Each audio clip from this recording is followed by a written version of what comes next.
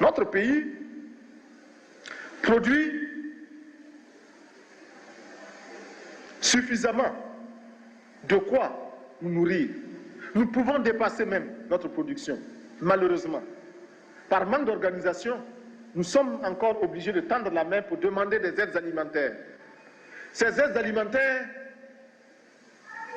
qui nous bloquent, qui nous inspirent, qui installent dans nos esprits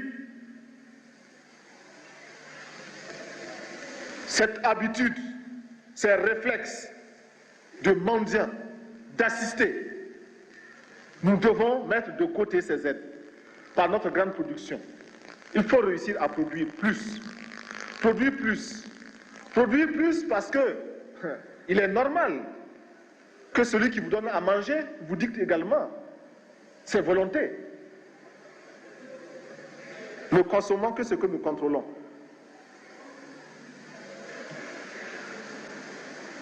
Il y en a qui demandent mais où se trouve l'impérialisme? L'impérialisme, regardez dans vos assiettes, quand vous mangez les grains de riz, de maïs, de mil importés, c'est ça l'impérialisme, n'allez pas plus loin. N'allons pas plus loin. Qui ici ne souhaite pas que la dette soit purement et simplement effacée? Celui qui ne le souhaite pas, il peut sortir, prendre son avion et aller tout de suite à la Banque mondiale payer. Tous nous souhaitons.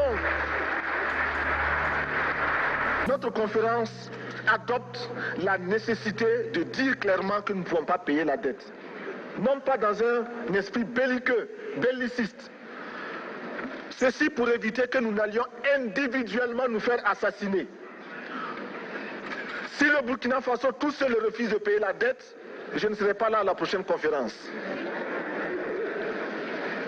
Par contre, avec le soutien de tous, dont j'ai besoin, et quand nous disons que la dette ne saurait être payée, ce n'est point que nous sommes contre la morale, la dignité, le respect de la parole. Parce que nous estimons que nous n'avons pas la même morale que les autres. Entre le riche et le pauvre, il n'y a pas la même morale. La Bible, le Coran, ne peut pas servir de la même manière celui qui exploite le peuple et celui qui est exploité. Il faudrait alors qu'il y ait 2 éditions de la Bible et 2 éditions du Coran.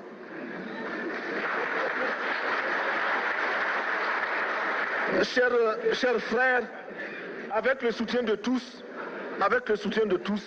nous pourrons faire de la paix chez nous.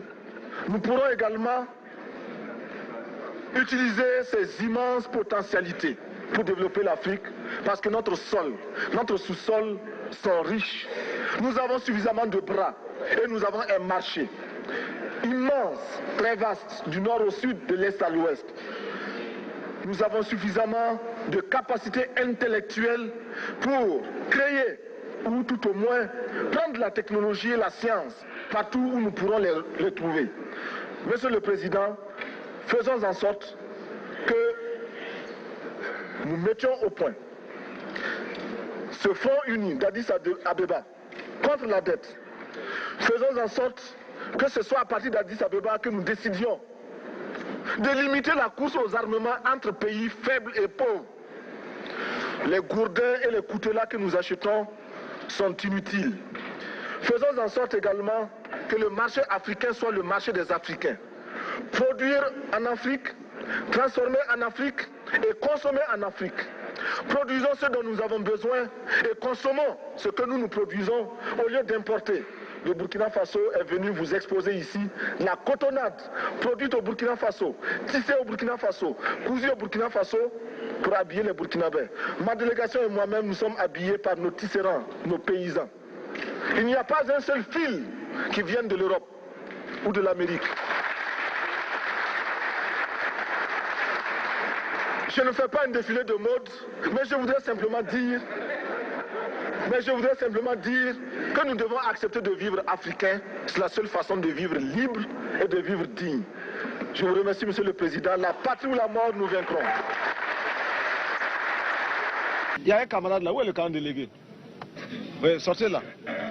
Bon, voilà. Vous êtes là avec la publicité Levis. Faites la publicité de Levis. Bon, c'est bien. je vois le blue jean, le jean avec ses bien cousus là, les vis. C'est bien. Mais ça c'est américain, vous voyez même c'est marqué en bas, San Francisco. C'est écrit San Francisco. Qu'est-ce que vous voulez qu'on fasse? Comment on va faire? L'autre là-bas qui est venu poser la question là. Harvard. Travaille dans quoi? Ouais, formaldéhyde. Formaldéhyde, voilà. Mais ça veut dire quoi? Mais ici à Kayana, vous croyez qu'il n'y a pas de tisserand pour faire comme ça? La révolution est victoire. L'échec appartient à la réaction et à la contre-révolution. Camarades, l'impérialisme, le néocolonialisme, les élèves réactionnaires, les élèves indisciplinés et paresseux, les professeurs carents, les vomissures de la contre-révolution, les vipères qui s'infiltrent dans nos écoles, les pintades orgueilleuses, les hiboux au regard gluant, l'anarcho-syndicalisme,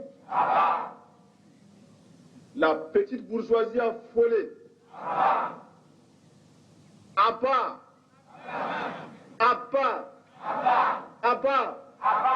Merci camarades. Quand on a une arme qui peut cracher le feu et la mort, et que l'on peut recevoir des ordres en se mettant en garde à vous devant un drapeau, sans savoir à qui profite cet ordre, à qui profite ce fusil, eh bien, on devient un criminel en puissance qui n'attend que le déclic pour semer la terreur autour de soi. Et combien de militaires sont en train de tourner dans tel ou tel pays, sur tel ou tel champ de bataille, d'amener désolation et crime, mais sans comprendre qu'ils sont eux-mêmes en train de combattre des hommes, des femmes qui luttent pour les mêmes idéaux que s'ils en avaient conscience. Des fils d'ouvriers qui voient leurs parents aller en grève contre des régimes réactionnaires, mais qui, parce qu'ils sont entrés dans l'armée, acceptent de combattre au profit des dirigeants réactionnaires. Cela existe. Donc, un militaire sans formation politique, idéologique, est un criminel en puissance. Parce que militant CDR, responsable de la sécurité, équipé d'un gros fusil, on n'est même pas sûr que ça percute, mais enfin. À l'heure où le couvre-feu était à 19h, à 19h moins 10, il se pointe chez la camarade et commence à dire aux rivaux, aux autres candidats, mais c'est l'heure bientôt, hein. Il faut partir. Il faut partir. Si vous ne partez pas, on vous enferme. Et oui, il y en a qui ont demandé que le couvre-feu soit maintenu pour qu'il puisse régner. Eh bien, nous avons levé le couvre-feu pour que nous soyons tous à égalité. Et ceux qui doivent échouer par leur incapacité échoueront.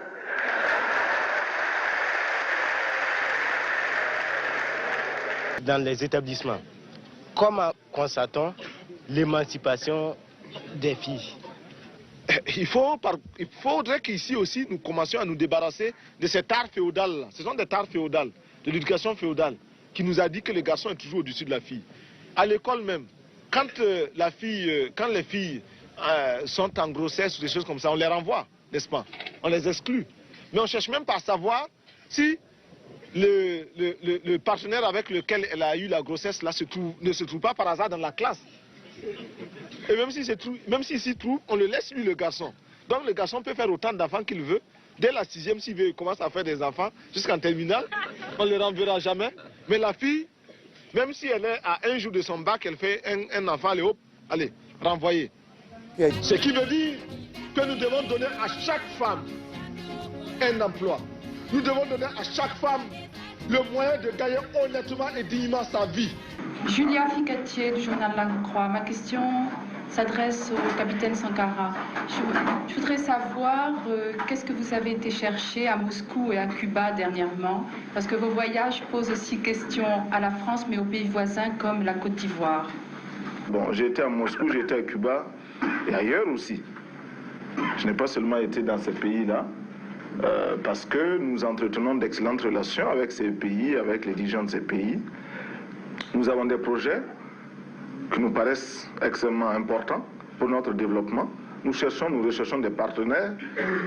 Si un pays plus proche peut nous éviter un long déplacement jusqu'à Moscou, nous ne voyons absolument aucun inconvénient. Personne ne m'a offert une aide que j'ai refusée. Je ne crois pas. Il me manque seulement un Concorde, parce qu'il y en a qui ont les moyens, c'est tout. La France ne comprend pas l'Afrique. Et il est grand temps qu'elle la comprenne. La politique africaine de la France, nous la trouvons très française. C'est-à-dire? C'est-à-dire qu'elle ressemble aux autres politiques françaises. Hier, la France était dans tel ou tel pays d'Afrique pour soit maintenir un chef, un dirigeant, un ratelé, soit pour débarquer d'une caravelle, un autre que l'on emportait avec soi. Aujourd'hui encore, la France procède ainsi. Des tueurs comme Peter Botta ont eu le droit de parcourir la France si belle et si propre. Ils l'ont taché. Ils l'ont taché de leurs mains et de leurs pieds couverts de sang. Et tous ceux qui leur ont permis de poser ces actes en porteront l'entière responsabilité ici et ailleurs, aujourd'hui et toujours. Je suis comme lui. Il dit ce qu'il pense, je le dis aussi. Et je trouve que dans un certain nombre de ses jugements, il a le tranchant d'une belle jeunesse et le mérite d'un chef d'État totalement dévoué à son peuple. Et moi, j'admire ses qualités qui sont grandes, mais il tranche trop aussi. Il va plus loin qu'il ne faut, à mon avis, qui me permettent de lui parler du haut de mon expérience. Pour le grand combat patriotique, pour l'avenir radieux de notre pays, la patrie ou la mort, nous vaincrons.